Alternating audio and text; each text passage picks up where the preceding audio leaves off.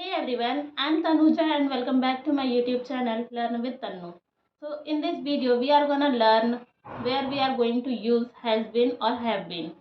So basically has been or have been are verb forms that we use to indicate present or past tense.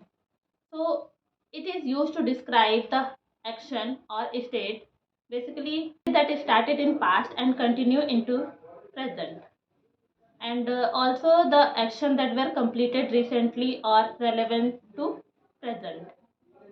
We are going to use has been or have been in various contexts. So let's see.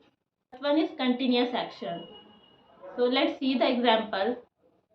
She has been studying for hours. Next one, they have been working on this project all day. Next context is that experiences or events in one's life. For example, I have been to Paris 3 times. He has been a teacher for over a decade. Next one is accomplishment. Example, she has been awarded several scholarships. The team has been successful in the competition. Next context is changes over time. Let's see the example so you can understand it easily. The weather has been getting colder recently.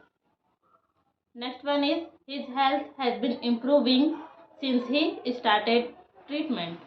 Next context is duration of an activity. For example, they have been living in that house since 2010. Next example, I have been waiting for your call for hours. Next context, action that started in past but continue in present. For example, he has been working at the same company since he graduated. Next example, she has been practicing the piano when she was a child. Next context, recent events with present relevance. Let's see the example. The report has been completed, so we can submit it now.